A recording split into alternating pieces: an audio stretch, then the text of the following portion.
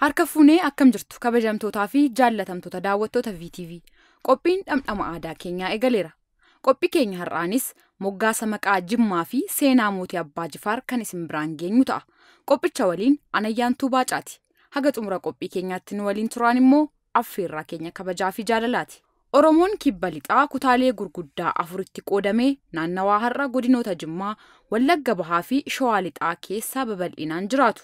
Tokko tokkoon miseensota gurmii kanaas hortee tokkorraa akka maddanii fi naannawaa amma jiraatu kanatti dhaloota hedduun duraa kaasee akka qubatantu amanama. Kanaafuu seenaa wal fakkaataa waloo yaadimaa fi gurmaa'ina tokkorratti bu'uureffamee darbaa dabarsaan har'a gahee akka qabanii fi burqaa hortee tokkorraa madduu isaanii akkasumas daangaa qabsummaa tokkorraa jiraachaa akka turantu seeneffama. Gosoonni Oromoo hedduun adeemsa lafa babal'ifannaa fi godaansa mataa isaanii akka qaban seenaan yaadimaa fi afoolawwan garaagaraatiin bocamee dhalootaa dhalootatti darbuu ni addeessa. Isaan keessaa Oromoon Maccaa isa tokko. Akka qorattoonni seenaa adda baasanitti Oromoonni ilmaan Maccaa ta'an kunneen dhuma jaarraa 16ffaatti naannawaa Odaa Bisil jedhamu kan godina Shawaa lixaa har'aa keessatti argamurraa laga Gibee ce'anii gara kibba lixaatti godaananiiru. Yeroo kana ilmaan Maccaa kanneen dursanii Kafaa fi Inaariyaa jiraachaa turanidha. Jalqaba irratti horteen Maccaa gosootaa fi balbala hedduu of keessatti kan hammatedha. Adeemsa lafa babal'ifannaa fi godaansa gara kibba lixaatti taasifame kanaanis caaseffamni ganamaa hortee fi dhaala dhaloota irratti hundaa'ee turtii keessa bifa isaa jijjiirrachaa bal'inaanis hammachaa michooma har'attiin beekamu tokko jedhee gale. Booddee dhuma jaarraa 19ffaa duula babal'ifannaa fi gita bittaa mootii Minilik lammaffaan gaggeeffameen Oromoon kibba lixaa kun kolonii mootummaa giddu galeessa Itoophiyaa jalatti akka kufu taasifamuutiin itti aansees duula walitti baqsuu aadaalee biyyoolessaa yookiin National Assimilation Process waggoota 8f gaggeeffamaa tureen walqabatee gurmaa'insi gosa hiika siyaasaa horachaa dhufe. Haaluma kanaan maqoonni gosaa fi balbalaa yookiin aanaattis mallattoo kutaalee yookiin godinoonni naannawaa kana keessatti argaman ittiin kan waamaman ta'aa dhufe. Seenaa dhugaa kan abbaan ofiif dhugeeffatedha. Akka xiinsammuu saba keenyaatti jechuudha. Warri seenaa kalaqa kana oomishee gabaadhaaf dhiyeessu caalaatti aadaa fi dhugeeffannoo doomsuu fi dabsuu irratti xiyyeeffatu. Walakkeessa lammaffaa jaarraa 20ffaatti Oromoo kibba lixaa ilaalchisee qorannoowwan hedduun haa taasifamani malee seenaa dhugaa lafarra jiru ifoomsuu garuu tasumaayyuu hin dandeenye. Oromoon hortee Maccaa kanneen naannawaa laga Gibeetti hundaa'an keessaa mootummoonni 5 Gibee hangafa. Mootummoonni kunneen kufaatii mootummaa Oromoo Walloo booda mootummaa Oromoo isaan jabaa fi kanneen sirna gadaa cimaadhaan bulanidha. Isaanis mootummaa Jimmaa, Gommaa, Geeraa, Gumaa fi Limmuu jedhamuun beekamu. Akkuma mata duree irratti tuqame Jimmi gosoota afran hortee Maccaa naannawaa sana jiraatan keessaa isa tokko. Maqaan Jimma jedhu lafaaf uummata irra jiraatu ibsa. Lafti kun lageen gurguddoo lixa biyyattiitti argaman lama gidduutti kan jiru yoo ta'u, laga Gibeerraa gara dhihaa fi baha laga Goojab gidduudha. Lafa amma bulchiinsa godina Jimmaa jennuu jechuudha. Akkaataa yaadimni seenaa naannawichaa afoolaan galmaa'ee bal'inaan himamutti maqaan Jimmaa jedhu maqdaala nama bara durii nama yeroo jalqabaatiif achi qubatee fi jiraatu kan Jimmaa Sirbaa jedhamurraa akka fudhatame seenemni kun ni hima. Haa ta'uutii maqaan Jimmaa jedhu bara alanaa maqaa waloo gosoonni Oromoo Gibee hunduu ittiin waamaman yoo ta'eyyuu hundeensaas gosoota 5 hortee nama Jimmaa Sirbaa jedhamu kan jaarraa 19ffaa keessa jalqaba achi qubate kanarraa argaman ittiin moggaafamedha. Gosoonni 5 kunneen Qorree, Harsuu, Laloo, Biloo fi Baadii jedhamu. Gosoonni 5 kunneen jalqaba jaarraa 19ffaa irratti wal cimsuudhaan mootummaa Jimmaa Kakkaa jedhamu kan maqaa hooggansa isaanii Jimmaa Abbaa Jifaar jedhamee waamamuun mogga'ee hundeeffatan.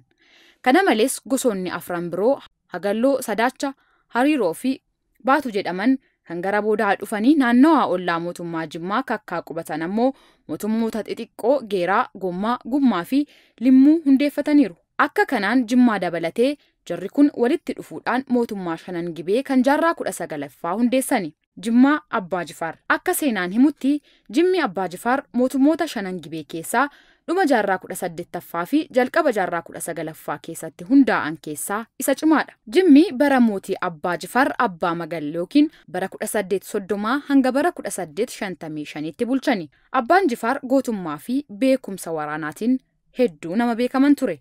Jimmii fi Oromoo 5 Gibee dameewwan gurguddaa sadii keessatti walumaa galatti jijjiirama ajaa'ibsiisaa keessa darbuudhaan eenyummaa har'aatiif bu'uura kaa'aniiru. Kunis hawaasi duraan tikfatee bulu gara qonnaa fi qonna gartokkeetti ce'ee sirna gadaa duraan ittiin bulan dhiisanii sirna bulchiinsa siyaasa mootii hundeeffatanii akkasumas amantii islaamummaa fudhatanii. Ce'umsi horsiisee bultummaarraa gara diinagdee qonnaa oomisha gabaa bunaatti hundaa'etti taasifame. Sababa ijoo geeddarumsa hawaasa Shanan Gibee biratti jalqaba jaarraa 19ffaa irratti mul'ate. Jimmi bara mootii Abbaa Jifaar lammaffaa mootummaa cimaa fi badhaadhaa ture. Kanuma waliinuu Abbaan Jifaar mootummaa isaanii kana giddugala qo'annoo amantaa Islaamaa gochuuf carraaqqii bal'aa taasisaa akka turan ni himama. Naannoon kibba lixa Oromoo Maccaarra qubate kun dhuma jaarraa 19ffaa irratti humna waraana mootii Minilik lammaffaa ajaja waraana Raas Goobanaa Dacceetiin hoogganamuun gara mootummaa giddugaleessa Itoophiyaatti akka makamu dirqame. Abbaan Jifaaris duula kana humna isaaniitiin akka mo'achuu hin dandeenye waan hubataniif karaa nagaadhaan mootichatti harka laachuuf walii galani. Haaluma kanaan mootii Minilikiif gibira kaffaluuf Minilikis walabummaa mootummaa Jimmaa akka hin sarbine waadaa walii seenani. Hanga bara 1932 du'aan addunyaa kanarraa boqotanittis birmadummaa kana tursiifataniiru. Abshaalummaan siyaasa isaan asirratti calaqqisiisanis Oromoodhaaf dhakaa bu'uuraa ta'eera. Har'arra teenyee gaafa ilaallu barri mootummaa Abbaa Jifaar kun mootummaa bara gaarii badhaadhaa ittiin ture ta'uu hubanna. Akkasumas Jimmi giddugala daldala ijoo biyyattii kan taatee fi sochii dinagdee waliigalaa biyya keessaa fi sarara daldala karaa fagoo kan long distance trade jedhamuun beekamu walquunnamsiistuu akka taate seenaan ragaa ni baha. Daldalli kutaalee kaaba biyyattii waliin taasifamus Jimmaa keessa darbee gama kutaalee kibba biyyattii kanneen akka Kafaa, Majii, Gimiraa, Kulloo fi Iluu Abbaaboritti darba ture. Bunni xiriinyiin, ilkaan arbaa, warqee fi gabri akka meeshaalee ijootti naannolee kanneen irraa sassaabamuun gara giddugala gabaa guddaa Jimmaa kan taate hirmaataatti fidamu. Haaluma wal fakkaatuun achirraayis daldaltoonni shaqaxaalee kanneen bituudhaan gara kutaalee biyyattii garaagaraatti akkasumas al ergiidhaaf geejjibsiisu. Meeshaaleen biyya alaarraa galfaman kanneen akka daawwitii, meeshaa waraanaa, faayaalee garaagaraa fi kanneen biroos gara Jimmaatti galfamu. Kanarraa kan ka'e Jimmi biyyoota akka Arabaa, Hind, Suudaan, godaantota biyyoota kanneenii fi dhiibbaa aadaa hedduurraa dhaaltee jirti. Jimmi mootummaa of dandeesse taatee kan isheen turte hamma bara 1932 ture. Akkuma mootiin Abbaa Jifaar lammaffaan du'aniin yookiin boqotaniin ilmi isaanii Abbaa Joobir jedhaman booddee Atsee Haayile Sillaaseen akkuma aangootti dhufaniin mootummaa Jimmaa kan Abbaa Joobiriin hoogganamu kana mootummaa giddugaleessaa faana waltumsuu dide himannaa jedhuun Abbaa Joobir aangoorraa fonqolchuun kallattiidhaan itti waamamsi isaanii akka taatu labsame. Haala sanaan mootummaan guddaan Oromoo isa dhumaa kan ta'e Jimmi diinagdee kutaa biyya Kafaa jedhamu jalatti awuraajaa yookiin koonyaa taatee akka bultu taasifame. Eenyummaan sabummaa Oromoota Jimmaa akkasumas naannawaa sana akkaataatti bocamee fi eenyummaa Oromootaa kallattiiwwan biroo jiran faana tokkummaa fi adda addummaan ni qabu ilaalchisee hayyoonni qorannoo hedduu taasisaniiru. Gama biraatiin seenaan daba gittaa bittootaa jaarraa hedduuf ofamaa ture. Garaagarummaa kana daran babal'isuudhaan ilmaan maccaa kanneen orma godhanii dhiyeessuudhaan tokkummaa saba keenyaa fi eenyummaa sabboonummaa warra Jimmaa kanas awwaaluuf shira guddaa xaxaa turaniiru. Abbaan Jifaar garuu mootii abshaala turani. Tooftaa qaroomina guddaa qabuun injifatanii bira darbani.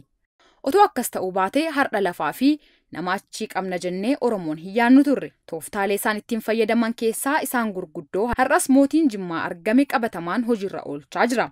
Duraan dursee Abbaan Jifaar sirna gadaa dimokiraatawaa Oromoonni Shanan Gibee ittiin bulaa turan diiguudhaan mootummaa giddugaleessa Jimmaa cimaa ijaaruu danda'aniiru. Egaan kabajamtoota daawwattoota keenya qophiin dhamdhama aadaa keenyaa guyyaa har'aa kan hangammaatti daawwattan kana fakkaata ture. Daawwachaa nu waliin turtii taasisuu keessaniif guddaa sin galateeffachaa qophiilee keenyaafan waliin yeroo gaarii.